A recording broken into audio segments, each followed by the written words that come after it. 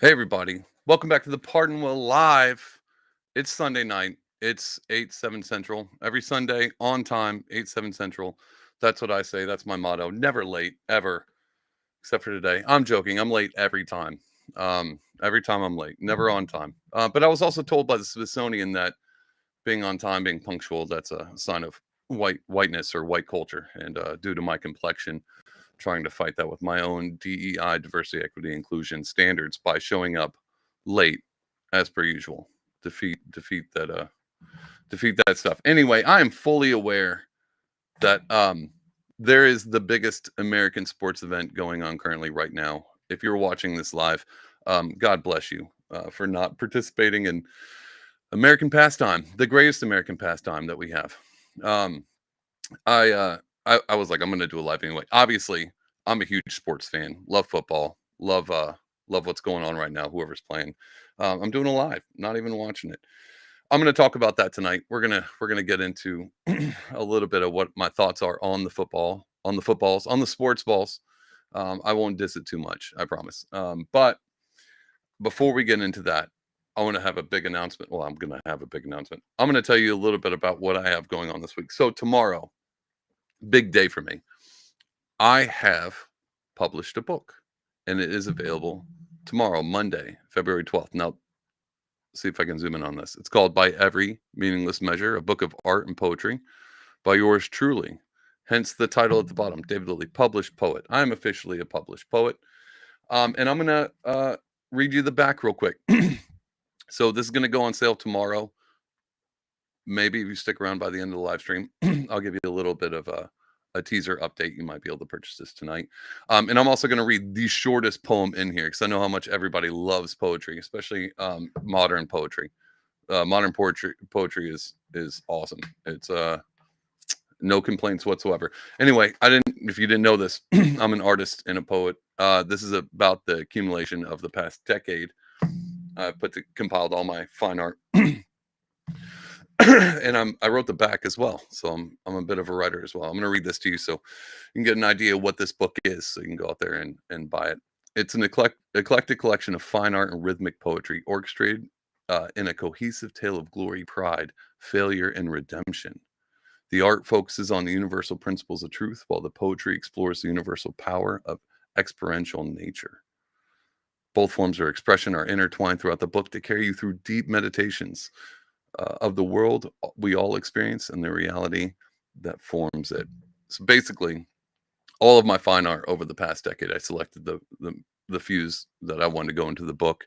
They're all orchestrated with scripture, and each painting has a scripture with it, and to correlate with that scripture to kind of teach its own lesson.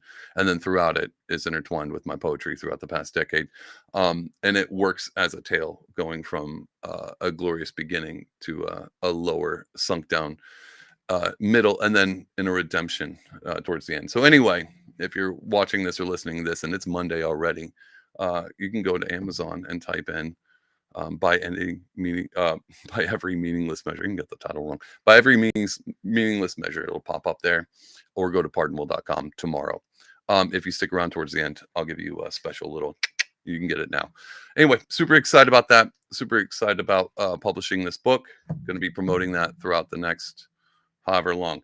Anyway, speaking of poets, there's this old Roman poet named Juvenal. I don't even know if I'm pronouncing Juvenal correct. And no, I know what you're thinking. I'm not talking about the early 90s R&B rapper Juvenile, although a bit of a poet himself, I would have to say. Love that guy.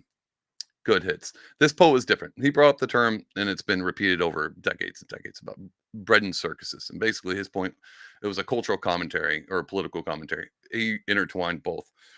That the higher ups, the elites of the society would give the peasants bread and circuses to distract them, to keep them from paying attention to the societal decay around them, to kind of pull them into a sphere of basically to subdue them. I almost tried to pick a word that wasn't going to make sense. So subdue them and draw their attention away from the things that they really should be paying attention about. This is what he was writing about.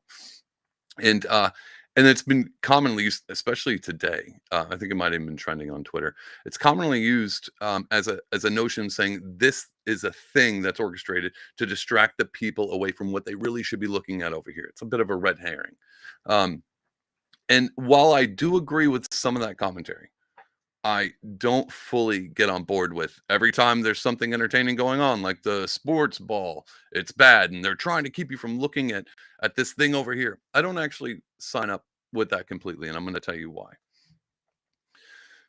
Not all entertainment is an orchestration of the deep state to get you to not look at this thing over here. Now, while I'm not a sports guy, I'm a bit of I played sports growing up. I'm kind of in that realm. Like it's fun to play, but I'm never gonna watch it. I can't just watch people do things. I like to do things myself. I don't it seems asinine to me. But I do understand the concept behind it, especially when it comes to team building. Now, growing up, I grew up in Southeast Texas and down there in high school and all that stuff. The whole town gathered around the high school team, their football team, and it was a big thing. Like you had town pride. It was actually like a an icon of the town or the city that you lived in, and so everyone was all about the football team. You didn't have to be in high school. You just if you lived in this town, it was a big deal. They that extended to college towns specifically, and this is the South, and this isn't just the South. Well, this was at the South at the time. College towns are a big thing when it comes to sports. But living up north, it's the same thing with big cities. Like Buffalo has the Bills, you know, the New York Jets. Any major city should have a sports team. And I think that is specifically to rally the community around for them to enjoy and be proud of their city. Now, while you can say, well, that may or may not be true, um, actually, I don't think it is. I think people love the New York Giants, but don't really care about New York unless they can correlate those two. I don't think that's a big where I think it's supposed to build community and strengthen the community around. I don't know if it always works that way. I think the bread and circus concept um, still is too far. I don't think the New York Yankees were put into place to make sure people had pride in New York. Um, but I do understand the communal aspects because even in a small town with like football teams, our football team, I was in band and I played all the other sports that no one paid attention to, like track and cross country and soccer. Oh my God, I heard about a whole soccer ad during a football thing and the uproar online for that.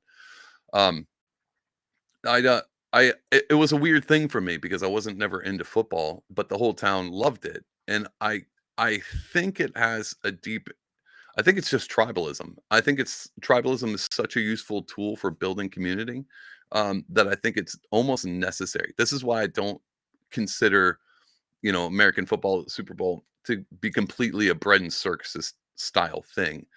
Even though I don't participate in it, and I put in the top, my circus would be like Deadpool. Like that was the thing.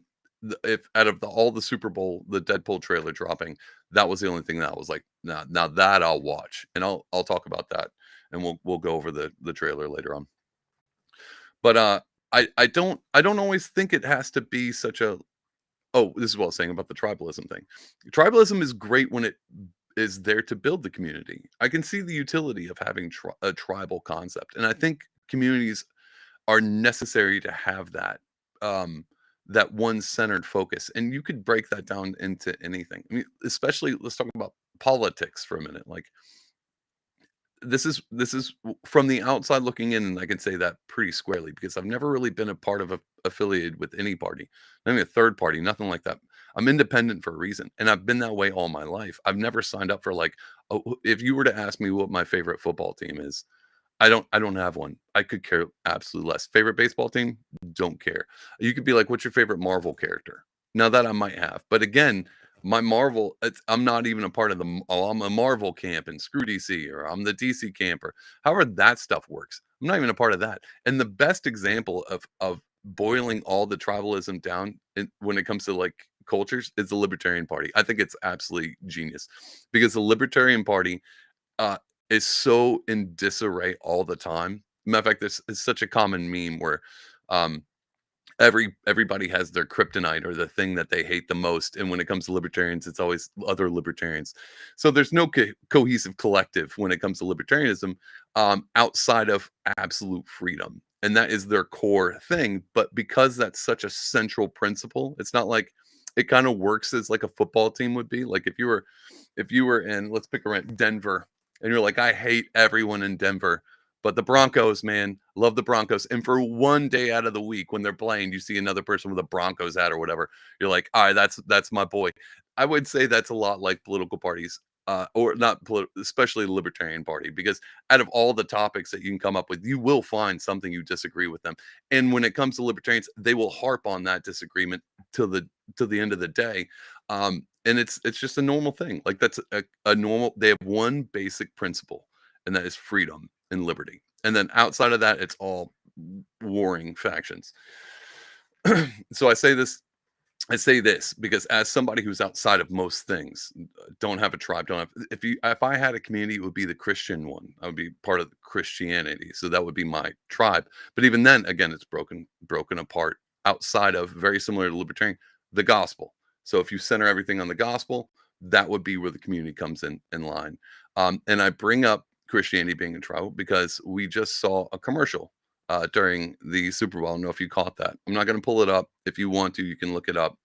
But basically, it was I have I have almost no mixed feelings about this commercial, except for one. I am happy that there is some aspect of religiosity involved in cultural things.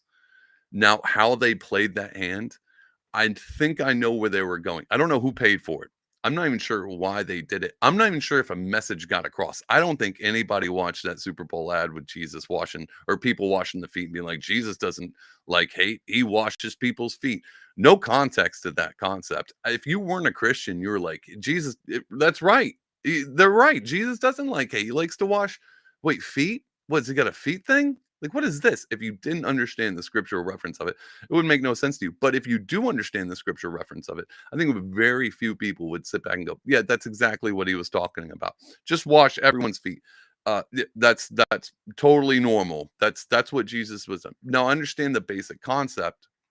Is it is true? Jesus is the servant king. Comes down, and he stands in the gap and plays a part that you would not expect a king to play, like washing the feet, especially of his disciples when they are undeserving of it. And so this was a big part of the Bible to explain Jesus and where he is in this situation of in the reference of the world and his disciples and the people that he's come to serve. It is a very weird thing to play that social justice card of being like, we don't need to hate each other. All of your identity and all of your beliefs and the way you feel, those can be completely eradicated if you wash the feet of that person. We saw a few different instances. I think abortion was brought up in that commercial. The migrant crisis was brought up in the court, maybe in the same thing. I think it was like an abortion clinic with like a hotel in the back with people like with with luggage or whatever. Different religions, one family washing, a Muslim family's feet. It was a weird amalgamation, almost as if everything that you think is important to you goes away. Your ideals of what humanity should be, your ideas of how society should function in a proper way, all of that doesn't matter, because if as long as you see, what I'm assuming they were going for is the Imago Dei. You see other people as the image of Christ, or as the image of God, God made in God's image, then you can see people differently. I think that's where they were going with it. But it felt so social justicey that it felt like pandering. It felt like, give the Christians a little something, so they'll shut up with it. Um, and so I think it was, the message was so blurred out that it didn't do what it was meant to do.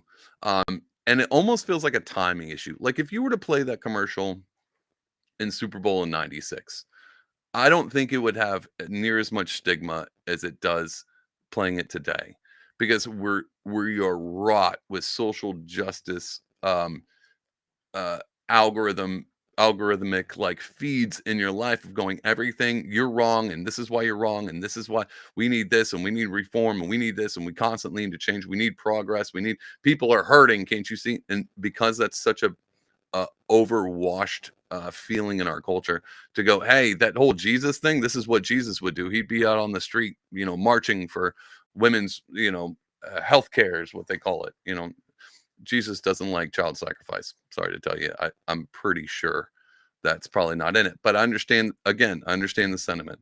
But it's a weak and it was a poor excuse of taking something as beautiful as the scene in the Gospels of Jesus washing the feet and turning it into a crappy Super Bowl ad.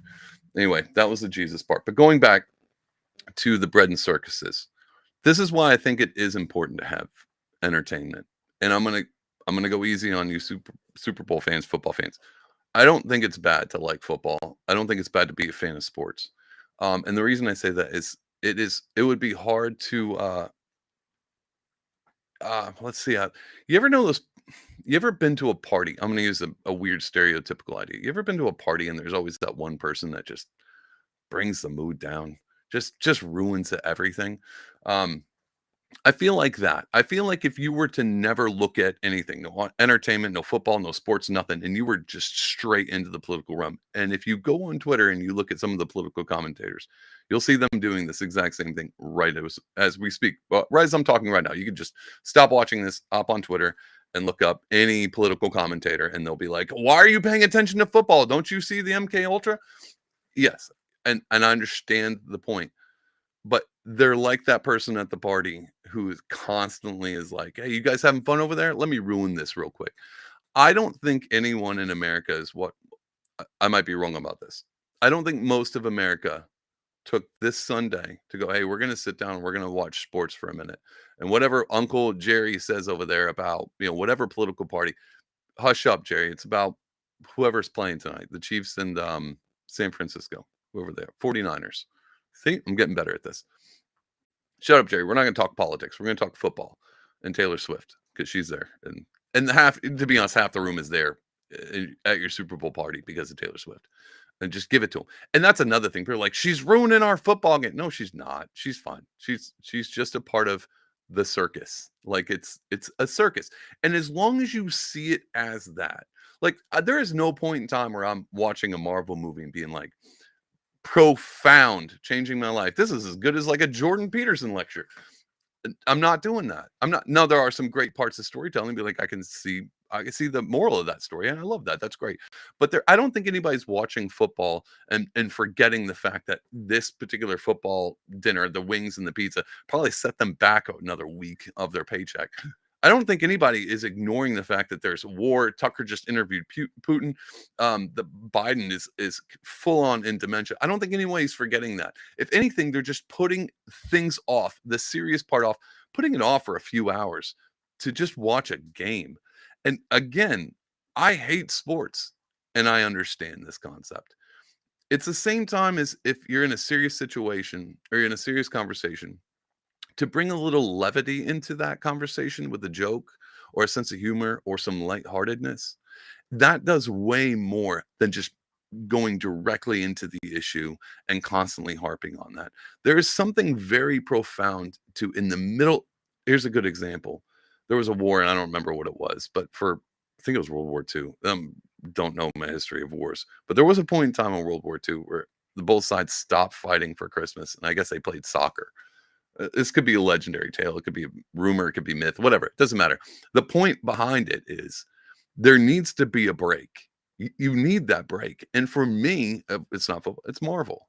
My break was watching the Deadpool 3 trailer. Like that was like, okay, there is something out of this. It's not constant depression and political. I mean, it's an election year. God knows we need sports ball. Like God knows we need it because if your life isn't consumed with constant, here's the next, and it's even worse now with the internet and with I don't know if it was always like this. There's always a new headline every day.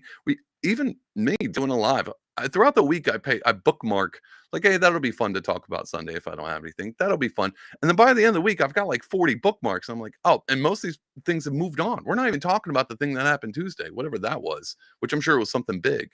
We've moved so quickly through the headlines, and I don't know if it's always been like that or we just notice now because we have the internet and we have a constant news feed cycle going on.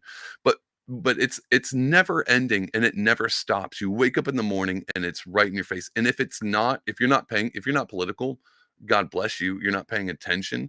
You have to at some point in time pay attention to something if it's not your pocketbook.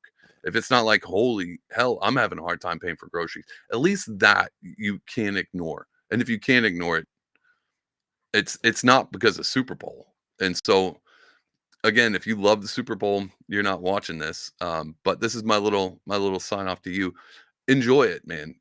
Bread and circuses, be damned. Enjoy it because after the Super Bowl, I don't know what's after that. Baseball? What's that? The World Series? That'll be your next thing. That's months down the line. It's almost like as if we abolished. And I hate Valentine's Day. That's this week. I think it's a dumb made up holiday.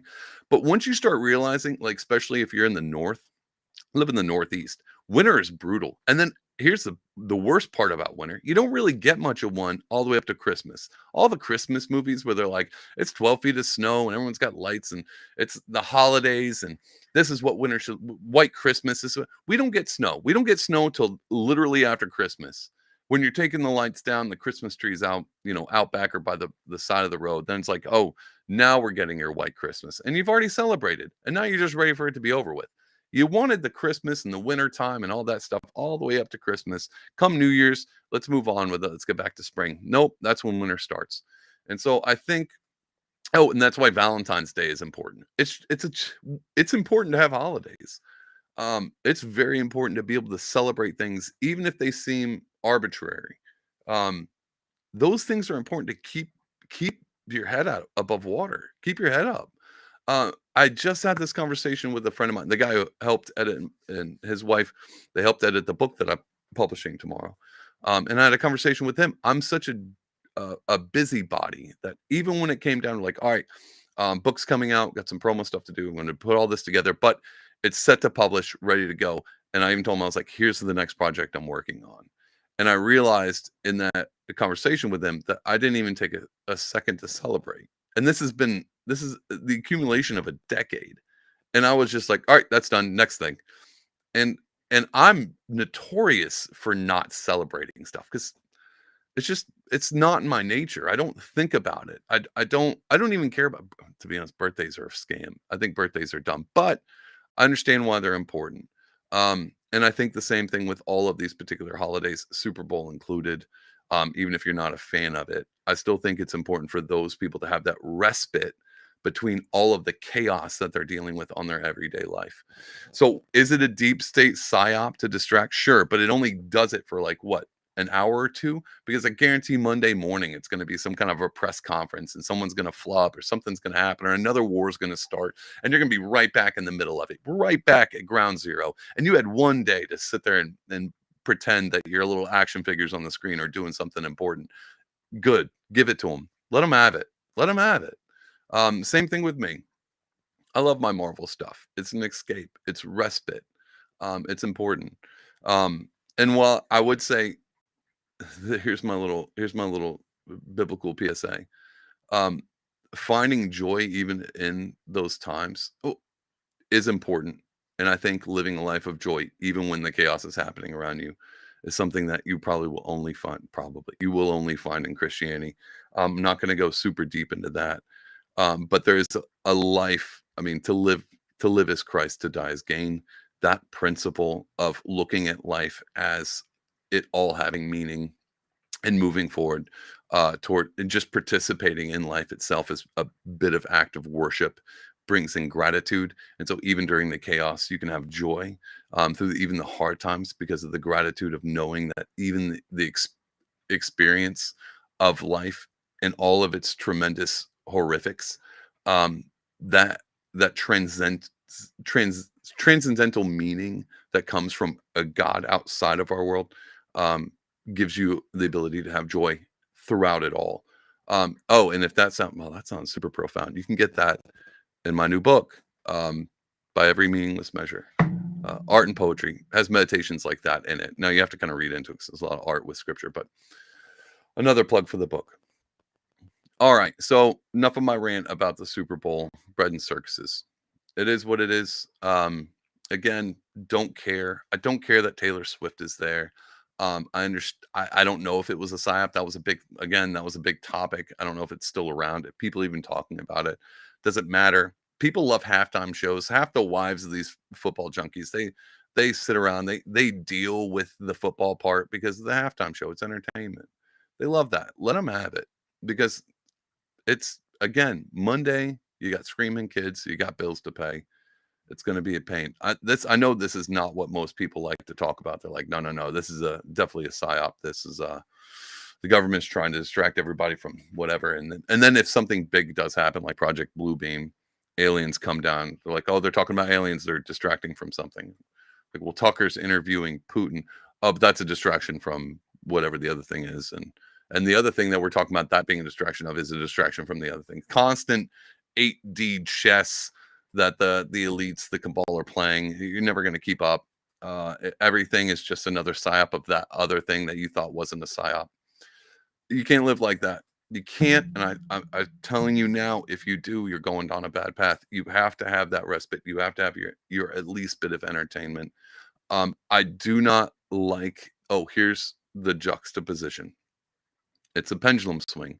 Everything's a trade-off. Thomas Sowell said. I think it was Thomas Sowell. Everything's a trade-off.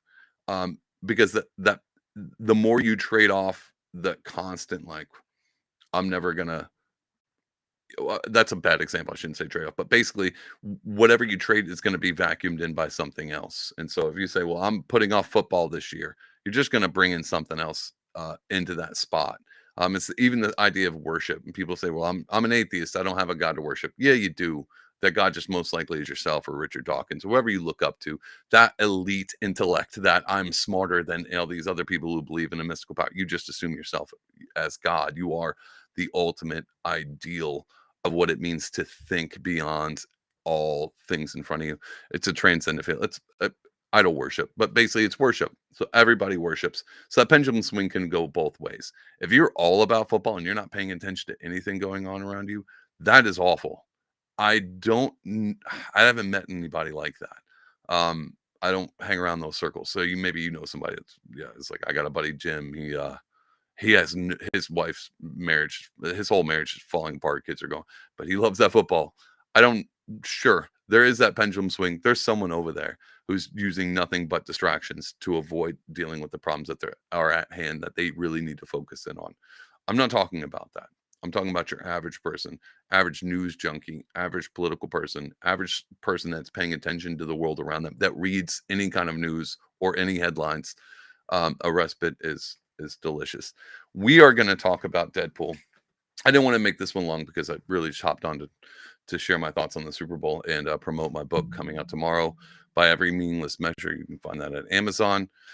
Let's talk about Deadpool real quick. I'm going to attempt to do this. I don't know if this is going to shut me down, so I'm going to talk. We're going to watch the trailer. I want to point out a few things. I am, before we even get to it, number one, so stupidly stoked for Deadpool for a few reasons. I've already watched the trailer, so it isn't like hopefully you've already watched it. But we're going to watch it together. I'm not a breakdown guy for that much, but I'm going to do my attempt. I just want to watch it again. Let's be honest. It looks great. I love it. Again, I give Marvel, my grace is abundant for Marvel. They can do wrong, and I point that out all the time, but I really am gunning for them. I want them to do good things.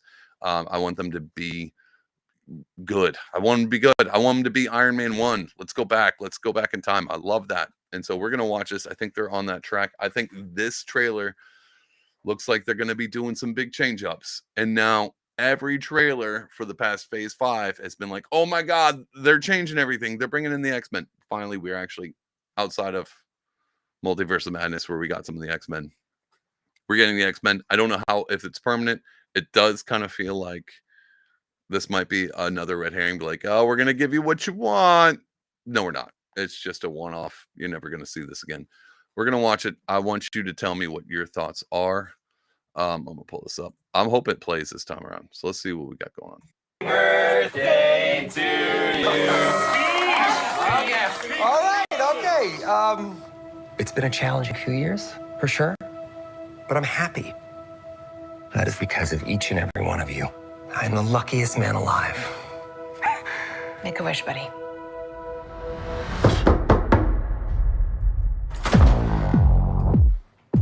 Wade Wilson? Who's asking?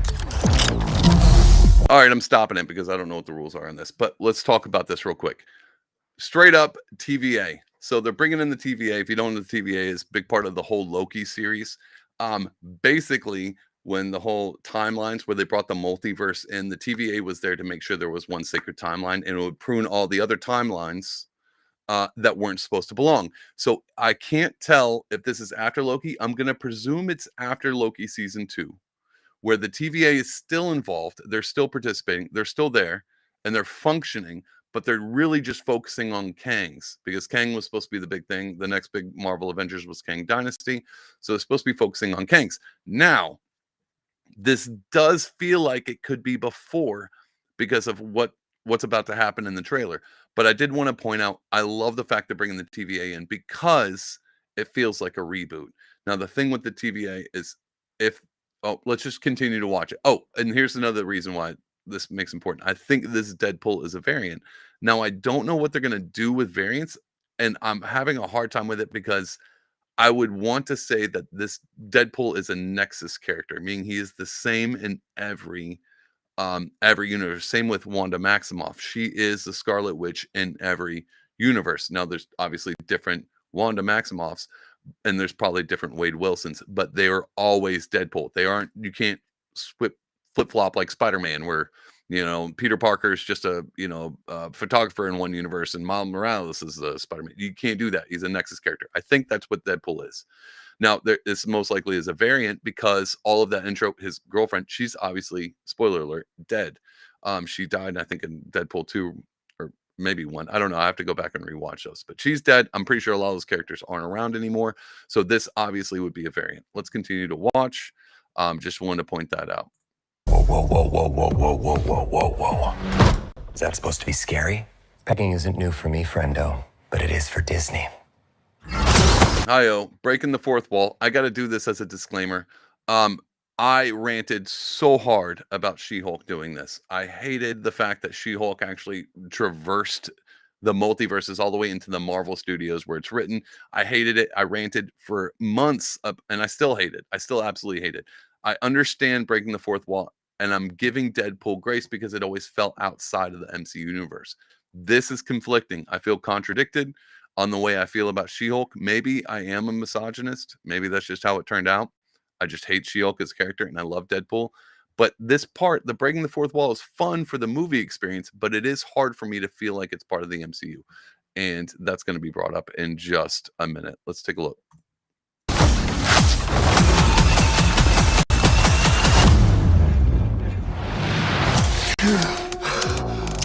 Mr. Wilson, you appear to have soiled yourself while unconscious. I wasn't unconscious. Who are you? Freaking love it. I love it. Why am I here?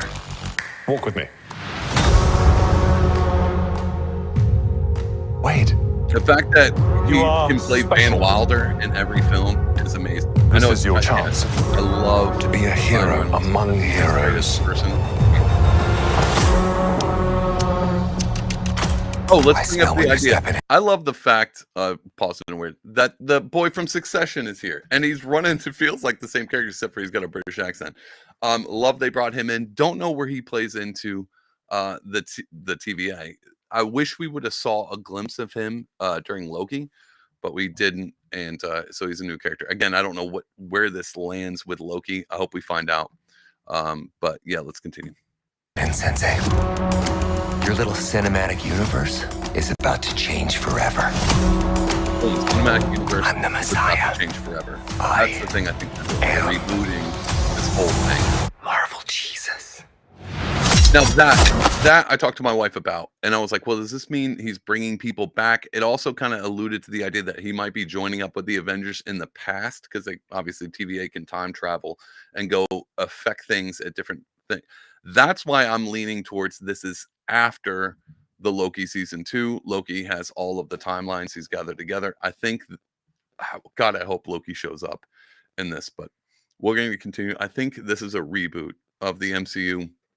I think this is how they're going to tie in the whole X-Men in with the normal MCU. I love if it is a reboot and they're going to start playing some weird games with different character swaps that they just showed. I can try to go back. They just showed all the Avengers Let's see where that was. It was just like 2 seconds ago. They just showed all the events.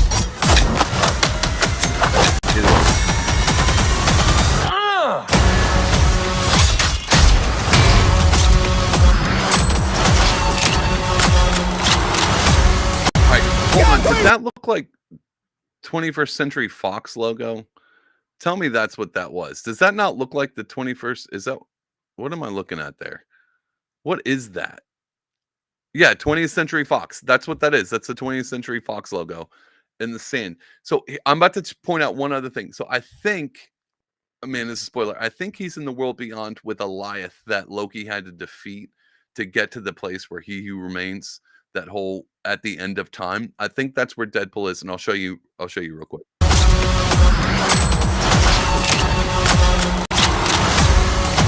God, please! Oh my Alioth, right there. Oh, that was that blue smoke that came down. That was the big thing guarding he who remains at the end of time. Alioth, he would everything that got zapped into the void. Oh, the void, that's what it's called. Alioth would come and eat them up. So everything that got removed and picked from the timeline that wasn't the sacred timeline would end up here in the void, and Alioth would just devour everything in there.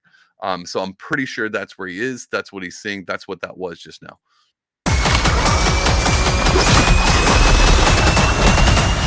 God, I love this part. Wait!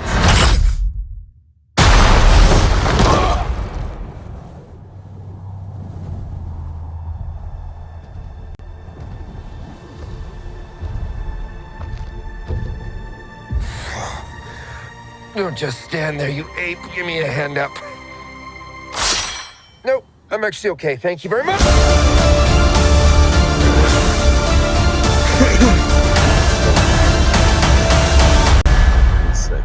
Which is 2 days after my birthday. I'm super excited about that. All right, back to me. Anyway. Oh, why is that button still? All right, sorry about that. Yeah, so I think they're gonna reboot a lot of the stuff. I think they might be changing up the MCU completely from where it's gone, because I think it's fallen off the rails. So if they were going to do something, this would be it, especially because he breaks the fourth wall. Obviously, we're in the void, the 21st century logo in the background, Alioth sweeping down, eating up these people. There's a big section. Obviously, he's in the void.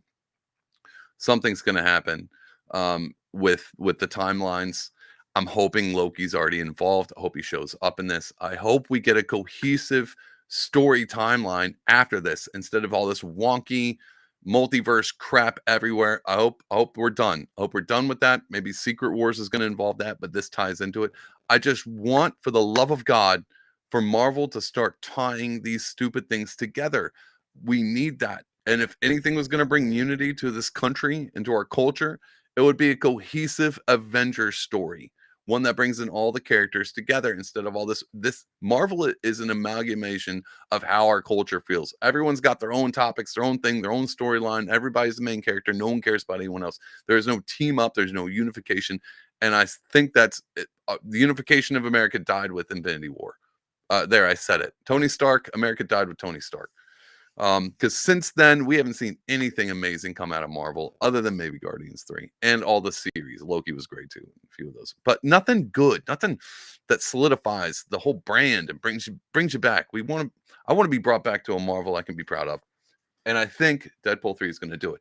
Now, there is most likely the chance that Deadpool 3 is again a one-off just to play into the Wolverine thing. I know that's the big thing everybody wanted to see. Hugh Jackman coming back as Wolverine in the original, the hardcore comic book suit. People love that stuff. I'm more here for what is about to happen to the timeline, because I feel like if I was Marvel, Kevin Feige, the thing I would be focused on is how to bring everybody back to a cohesive story where everybody can be involved and get on board. And that is only going to happen with something tying everything else together, since it feels like nothing's tied together. Anyway, thanks for tuning in this live. Again, I'll start on time next time, hopefully. Every Sunday, 7 Central. So 8 on the Eastern side where I'm at. As promised, promote my book one more time. By every, wow, this thing doesn't want to zoom in. By every meaningless measure, art of poetry, a book of art and poetry. Wow, you can tell I'm coming to the end of this live stream, messing up my words. for all my viewers of this live stream and whoever watches this afterwards, I'm going to give you a little insight. If maybe it's Monday already, but maybe it's just later on Sunday night. There's a little secret inside baseball. If you go to Amazon right now at this moment and you go to the search bar and you type in "By Every Meaningless Measure," this book will pop up and you can purchase it. That's just for you guys. But to give you a little insight, I'm gonna read a poetry, one of the poems in this, the shortest poem. So I know how much you guys love poetry. I know poetry is a big thing. I'm gonna read you the shortest poem. I think it's the short. It's one of the shortest. There's not that many short ones. Most of them are like, you'll find out. They're long. Here's a short one I wrote, and I love this one. It's one of my favorite ones because it's short. Everybody likes a short poem. And it rhymes. That was the other thing about the poetry book that most people don't do anymore. I know rhyming feels like a kid's book. Here's a small rant. I get poetry when it rhymes. It feels like either song lyrics or a storybook for kids. And if you want sophisticated poetry, you dig deep down in the soul and you slap words together that feel powerful, but none of them rhyme, because if you rhyme, then it downplays it. I don't know. Tolkien rhymed all of his stuff. I think we should bring rhyming poetry back. To me, it actually feels like it's harder. And it feels better. I like rhyming poetry. So all of the poems, it's not your kind of poetry where you get in and it's like dog, cat, whistling, time, circles, multiple circles, heart bleeding, don't know where I am, the end. It's nothing like that. It's good. Anyway, here's a good example, let you know what it is. Shortest one I got. It's called Shallow Sands. My shame is buried shallow beneath shifting sands. My failures feel more real than the scars on your hands. And that's it. That's the shortest one in there. And it's one of my favorites, as it deals with dealing with being a part of the chaos in the world and the way society falls apart, and feeling like you are a part of that failure, that you are playing your own failure part, and how that feels way more real than the redemptive story of the Gospels. And even in that Thomas story where, Jesus comes back from the dead and he's raised again, and doubting Thomas is there. And it's like, how do I know that you were him? And he tells him to feel the scars on his hands from when he was crucified. That's a poem about that, where my failures feel way more real than feeling the scars on Christ's hands, knowing that my failures are redeemed through the gospel story. So stuff like that. I understand poetry is not everybody's jam. I understand theology is not everybody's jam, but it deals with a lot of real world experiences, which is what I talk about on the back, and realities that we all do live through, because everyone has failures. And so there's a lot of that stuff in there. Hope you enjoyed it. Anyway, thanks for tuning into this live stream, Pardonable Live. I have a guest this week. We're going to record it tomorrow, and it'll be out hopefully this week. And then I'll be back, Pardonable Live, next week. Go buy my book. Make me proud. Again, been hanging out with this thing for quite some time, but super excited about it. Feeling great. Feeling like a published poet, as my title says. Don't forget to like and subscribe, and do